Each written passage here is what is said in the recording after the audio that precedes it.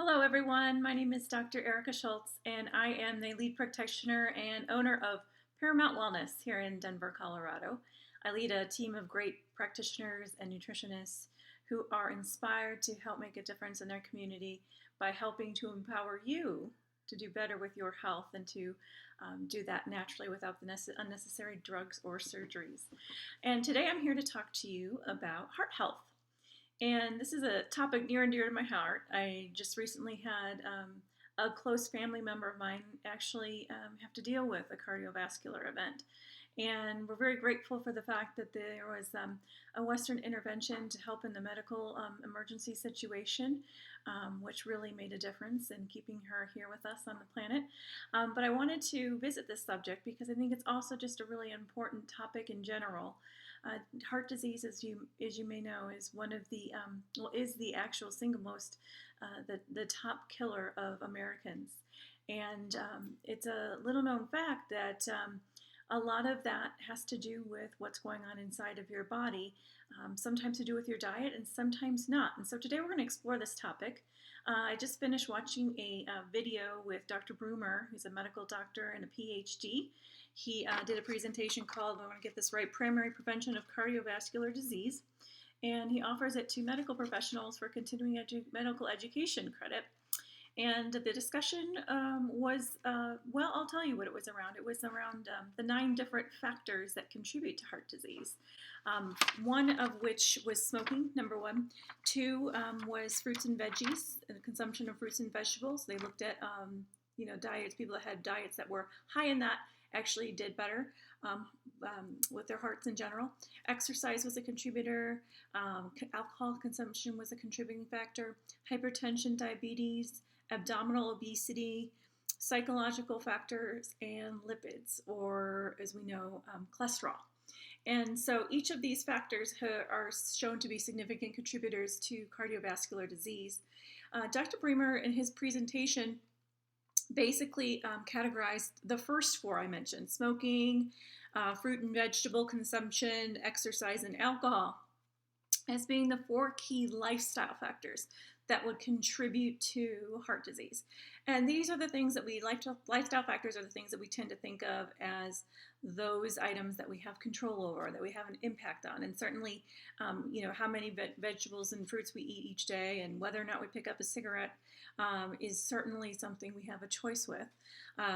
But in general, I would say remain the 5 additional factors I would also put into the category of something we have control over: hypertension, diabetes, abdominal obesity, psychological factors, and then cholesterol.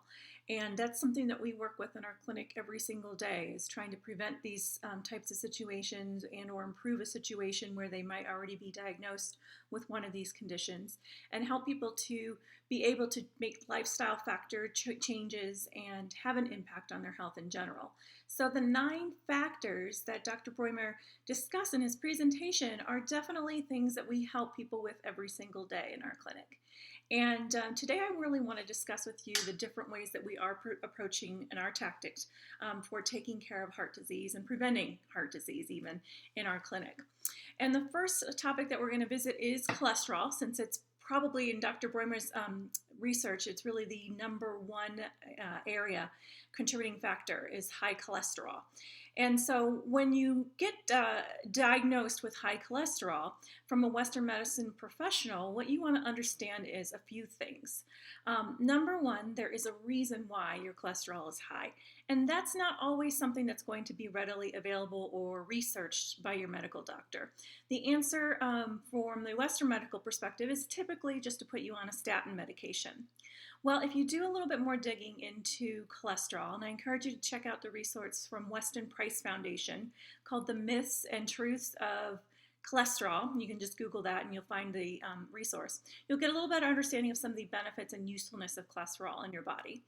But certainly one of the areas where cholesterol can be dangerous is when we call in the bad cholesterol, which is something called LDL. But what most people don't realize about cholesterol is that you actually want to look at cholesterol in context of the good cholesterol and the bad cholesterol. The good cholesterol is called HDL, or another way to remember would be the happy. The HDL is happy, and that's the good, light, fluffy kind of cholesterol. And that's actually useful in helping to balance out the bad cholesterol. But unfortunately, in Western world, sometimes we're only looking at one number, and that's called the total cholesterol. So we need to do some further analysis to understand what your cholesterol numbers are at, what if they really are a danger to you, if it really does make sense for you to be on some kind of a statin medication. And statin medications, unfortunately, and Dr. Breumer presented this in his research too, haven't made the significant effect, as much of effect on reducing heart disease in this country. A lot of that's contributed, or they believe could be contributed to increasing levels of obesity when they look at total deaths from cardiovascular events and cardiovascular disease. But cholesterol medications come with their own set of side effects. You can look those up. You can talk to somebody that's on a statin. Most people are pretty well aware of those. But again, it's really important to evaluate what your cholesterol really looks like. And from a functional medicine standpoint, we can do that within our office. And so one of the ways we do that is through a lab findings review. And you can bring your blood work into us. We'll evaluate it comprehensively, and we'll use that and give you some information about where we think you are in terms of risk factors, in terms of not only cholesterol, but other risk factors like C-reactive protein, homocysteine levels, and things like that. So those can all be evaluated from a context that might be a little bit more evaluative or comprehensive than what you're getting by just looking at total cholesterol. So that's an important factor there. Number two, and very important, is obviously diet. And you cannot improve your health or your condition of your health without looking at your diet. But for most people, that feels so overwhelming and so scary. And oh my gosh, what kind of changes am I going to have to make? I'm going to hate my life. And the reality is if you can find a great coach and somebody that can work with you to, one, establish some of the foundation and fundamentals about a great diet, and then two, get the support you need throughout that process of making dietary changes, and three, do it on a gradient so it doesn't feel hard, it feels easy. That's what we specialize in with our guided nutrition coaching program. And so that's something that we are actually starting to require all of our patients to do that start working with us, because we realize that the basic foundations of great health is actually having a diet that feels easy and is healthy and works for your body specifically. So guided nutrition coaching gives you access to a certified nutrition coach that can help guide you through that, teach you a lot of information that you'll have for the rest of your life, and then you can share with your loved ones and implement in your own household. So it's a very powerful program. Most personalized coaching sessions are like $1,000 for an hour of coaching. In our office, we want to make this accessible and affordable to people, so we charge a lot less than that. And so we want you to take advantage of that, whether you're a current client with us or you're someone that's considering care with our office. It's certainly one of the most foundational components of what we do, and very important for your life in the long run in general. So that's the second piece. The third piece, and one of the more lesser talked about areas, I would say, in terms of heart health, is just determining whether or not there's some kind of an issue in the heart tissue itself, or some kind of electrical issue in terms of all the organs that communicate to the heart. And one of the ways that we evaluate that is by using a software called the Heart Sound Recorder.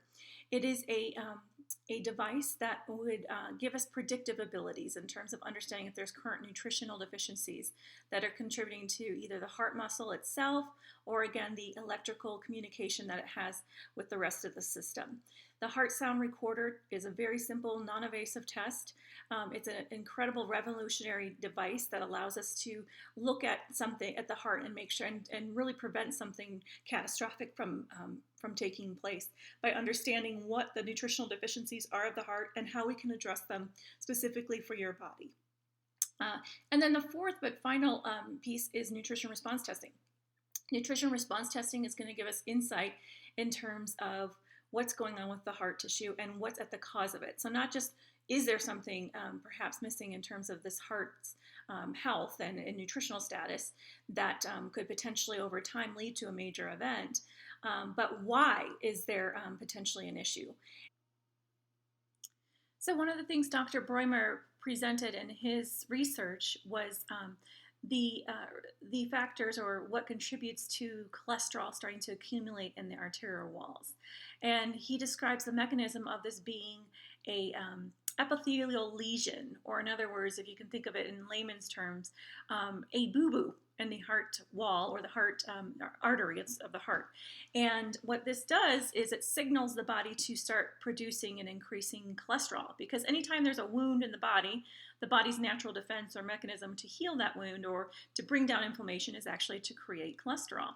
So one of the reasons that we start to see, especially in people where they have a healthy diet, they've been doing really good work with their diet, and this is similar to the case that I was just referencing earlier about my family member, is this person had been doing all the right things with their diet and had been doing a lot of work with her health in general, had gotten off of a thyroid medication, at age 74 was just on a small dose of blood pressure medication, and overall doing quite well, but had this minor heart attack. And when you start to evaluate and look at Dr. Brimmer's research, what he constitutes or says is that there is a lesion that happens in the arterial wall, and the body's natural defense mechanism is to start producing cholesterol and sending other white blood cells and things like that from the immune system up to that area, and sometimes even more red blood cells. And that's why sometimes then the artery wall or the artery itself will become blocked. And this is what can lead to a major cardiovascular event or heart attack, essentially. And depending on where or how many of these there are in the system can also determine prognosis. So in general, what we want to understand is that the body's natural reaction to some kind of maybe pathological situation, whether that's a bacteria or a virus or a parasite even, will be to do the things that it needs to do to heal that area and heal that tissue. And unfortunately, when you're talking about a tiny little artery inside of a heart, if it sends too much of that, or if it sends that to the area and then things get blocked, then we can be looking at a situation that's fairly dangerous. But ultimately, we want to understand, are these pathogenic vectors in your body? Are they circulating? What other tissues are they potentially having an impact on? Because if they're having an impact on the heart, they're probably having an impact somewhere else as well.